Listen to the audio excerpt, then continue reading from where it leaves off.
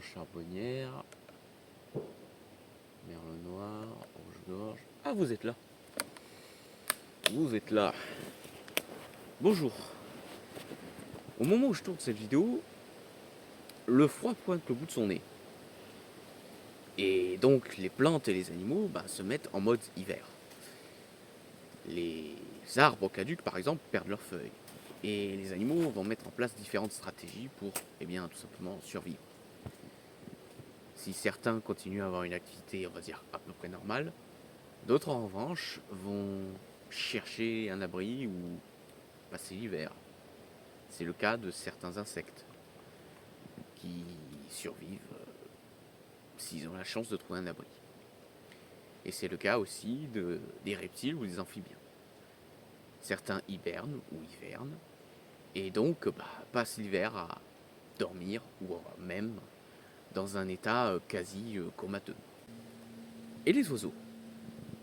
Les oiseaux aujourd'hui on sait qu'ils migrent. Et parfois ils font beaucoup de chemin.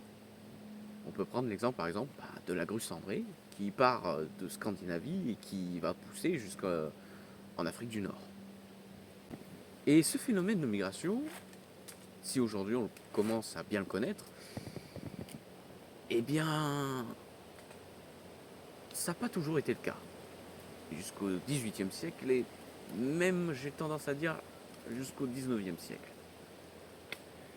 Effectivement, avant, les gens ils voyaient qu'il y avait des espèces d'oiseaux qui disparaissaient en hiver, mais ils n'avaient pas vraiment d'explication. Alors il y avait des théories un peu farfelues, comme par exemple que les oiseaux s'enterraient sous terre ou se mettaient dans l'eau pour passer l'hiver. Et il y avait même une théorie comme quoi les oiseaux changeaient de forme.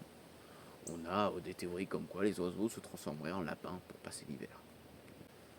Et aujourd'hui, justement, cette vidéo, elle va parler d'un phénomène qui est très rare à observer, mais qu'on peut encore observer aujourd'hui. C'est les feuilles-torches.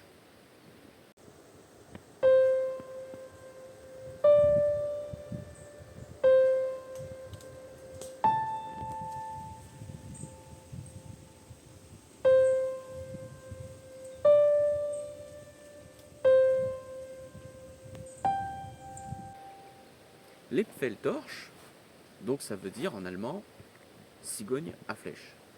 Vous allez vite comprendre pourquoi, pour ceux qui n'ont pas encore compris.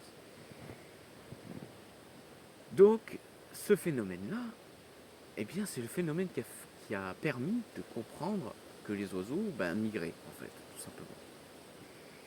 Et donc, ça tombe bien que le nom de ce phénomène soit allemand, puisque notre histoire se passe en Allemagne. Effectivement, l'histoire de la Feldtorch, donc de la cigogne à la lance la plus connue, se déroule en mai 1822, près de la ville de Klutz, dans le nord de l'Allemagne. Un homme observa une cigogne passer au-dessus de chez lui. Mais il remarqua que celle-ci avait quelque chose d'étrange, de pas normal. Sa curiosité donc le poussa à prendre son arc et à abattre la cigogne.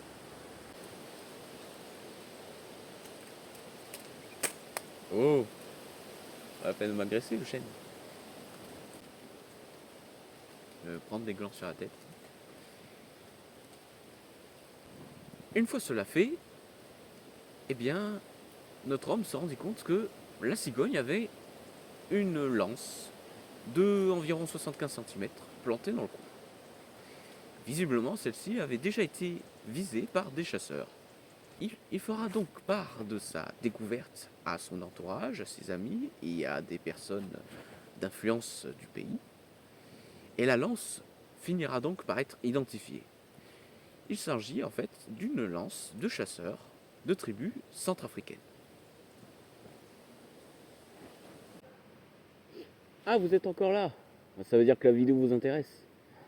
Sachez donc que sur cette chaîne YouTube qui est récente, fin 2023, on publie des vidéos de caméras automatiques qui sont un peu dispersées un peu sur l'ensemble du site et qui filment tout simplement un peu tout ce qui se passe sur le terrain en termes de faune Mais surtout, c'est la chaîne YouTube d'une association, une association donc Biocuriosité, où on fait des animations de sensibilisation autour de la biodiversité ou tout simplement des animations et des vidéos pédagogiques sur les espèces faune et flore qui nous entourent pour les faire mieux connaître au grand public.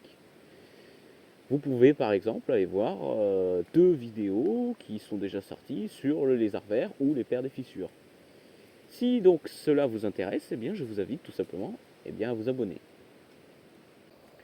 Donc, eh bien, c'est grâce à des événements tels que celui-ci, eh bien, qu'on a fini par comprendre que les oiseaux ne se transformaient pas en lapins et ne s'enterraient pas sous terre pour passer l'hiver, mais migraient.